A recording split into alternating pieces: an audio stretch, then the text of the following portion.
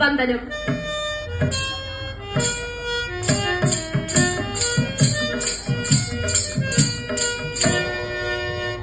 സ്വാതന്ത്ര്യത്തിന്റെ 79 പിറന്നാൾ പിന്നിട്ടു. മലമടക്കിലും കാട്ടുമൂലകളിലും താമസിക്കുന്ന ആദിവാസി ദളി ജന്മങ്ങൾ ഇന്നും സാമൂഹിക ജീവിതത്തിന്റെ പുറമ്പോക്കിലാണ്. എത്ര നൂറ്റാണ്ടുകൾ എത്ര സിംഹാസനം വഴിയൊഴിഞ്ഞു കെട്ടുപോകും ജീവിതത്തിനടുപ്പിലൂടെ കാട്ടുമക്കൾക്കിന്നും കാട്ടുമക്കൾക്കിന്നും കണ്ണുനീര്. വനാവകാശ പരിരക്ഷയില്ല എന്ന പേരിൽ ഏറ്റവും ദുർബലരായ ഒരു പാരിസ്ഥിതിക ജനതയ്ക്ക് നേരെ ഭരണകൂടവും നിയമ സംവിധാനങ്ങളും ചേർന്ന് നടത്തുന്ന അധികാര പ്രയോഗത്തിന്റെ പശ്ചാത്തലത്തിൽ വിശപ്പിന്റെ പേരിൽ ആൾക്കൂട്ടക്കൊലക്കിരയായ നമ്മുടെ സഹോദരൻ മധുവിന്റെ ഓർമ്മകൾ തങ്ങി നിൽക്കുന്ന ഈ വർത്തമാനത്തിൽ പോഷകാഹാരക്കുറവ് മൂലം ആദിവാസി ഊരുകളിൽ കുഞ്ഞുങ്ങൾ മരിച്ചു വീഴുന്നു എന്ന ദുരന്ത വാർത്ത കേൾക്കുന്ന ഈ കാലഘട്ടത്തിൽ ഏറ്റവും പ്രസക്തമേറിയ കഥയാണ് ഞാൻ ഇന്നിവിടെ കഥാപ്രസംഗ രൂപത്തിൽ അവതരിപ്പിക്കുന്നത്. ഇത് ഒരു സംഭവ കഥ. ഒരു ദളിതന്റെ പീഡാനുഭവങ്ങളെ കേന്ദ്ര ബിന്ദുവാക്കി പ്രശസ്ത തമിഴ് സാഹിത്യകാരൻ ജയമോഹൻ രചിച്ച കഥയുടെ കഥാപ്രസംഗാവിഷ്കാരം. കഥ 100 സിംഹാസനങ്ങൾ.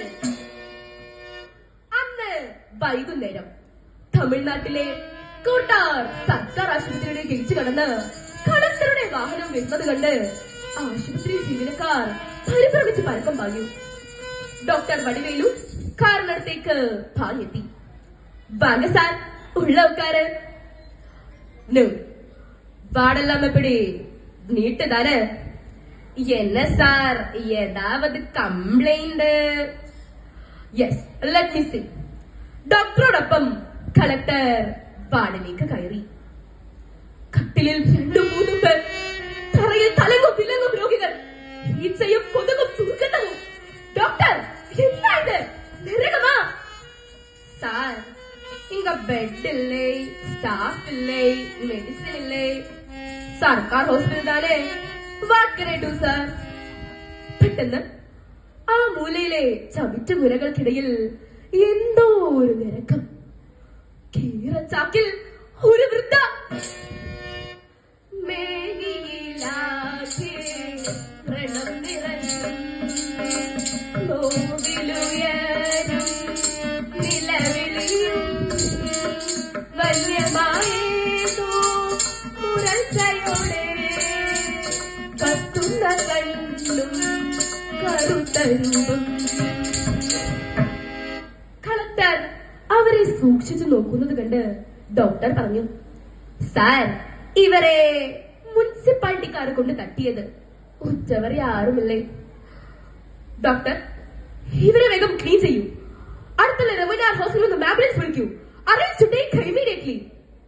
സാർ, ഇവരെ உங்களுக்கு ஏதாவது റിലേറ്റീവാ? ഇത് എന്റെ അമ്മ, എന്റെ സ്വന്തം അമ്മ. അമ്മാവാ? കടവുളെ. വീട്ടിൽ തിരിച്ചെത്തിയ കളക്ടർ ധർമ്മപാൽ ഒരക്ഷരമിണ്ടാതെ സോഫയിലേക്ക് ചാഞ്ഞു കിടന്നു.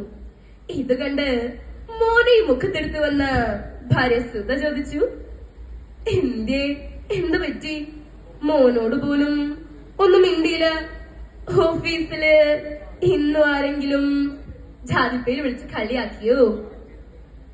ഇല്ല സുധേ, ഞാൻ ഇന്ന് എന്റെ അമ്മയെ കണ്ടു. സർക്കാർ ആശുപത്രിയിലെ ചവിറ്റ കുലകൾക്കിടയിൽ രമണിയാർ ഹോസ്പിറ്റലാക്കിയിട്ടുണ്ട്. നില വളരെ മോശ. സാരല്ല, വിഷമിക്കാതെ. നമ്മൾ പരമാവധി ചെയ്തില്ലേ? 2 വട്ടം കൂട്ടിക്കൊണ്ടു വന്നു. എന്നിട്ടോ സ്വഭാവം മാറണ്ടേ? ധർമ്മപാൽ കട്ടിലിലേക്ക് തളർന്നു കിടന്നു. കണ്ണടക്കാൻ ശ്രമിക്കവേ ഓടിയെത്തുന്ന ഓർമ്മകൾ. കാട്ടുചോല കരയിൽ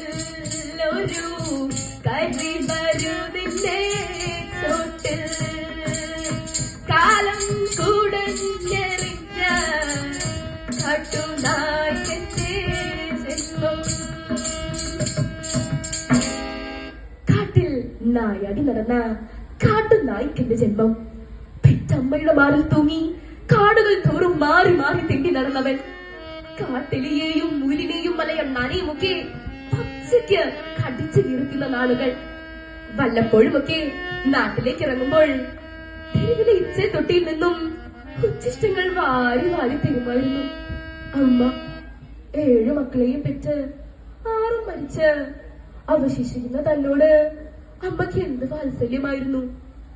കണി കാണാൻ കൊള്ളാത്ത നായാടികളെ പകൽ സമയത്ത് കണ്ണിൽ കണ്ടാൽ ആളുകൾ കല്ലെടുത്തെറിയുമായിരുന്നു. അന്ന് 7 വയസ്സായി കാണും. അമ്മയെ തേടി ആറ്റിൻ വക്കിലൂടെ നടക്കുമ്പോൾ കരമനയാറ്റിൽ കളിച്ചു നീന്തും ചെറുബാല കൺമാർ വിളിച്ചു ചാരേ അരുമയിൽ പറപ്പുമത്ത് സൂര്യോടൊരാരും വിളിച്ചിടുന്ന പാറപ്പുറത്തിരുന്ന് കുട്ടികളെ ശ്രദ്ധിച്ചിരുന്ന ആ പീതാംബരധാരി തന്നെ സ്നേഹത്തോടെ മാടി വിളിച്ചു. വാ, ഇങ്ങടുത്ത് വാ, ചോറ് തരാം, ചോറ്. താൻ അടുത്തേക്ക് ചെന്നതും തന്നെ വാരിയെടുത്ത് ആറ്റിൽ മുക്കി കുളിപ്പിച്ച് ആശ്രമത്തിൽ കൊണ്ടുപോയി ഉടുപ്പും വയറു നിറയെ ആഹാരവും തന്നു. അങ്ങനെ താനും ആശ്രമത്തിലെ ഒരന്തേവാസിയായി. പക്ഷേ ആഴ്ച കഴിഞ്ഞില്ല. ആലൊരു വിളിച്ചമ്മയെത്തി. സ്വാമി,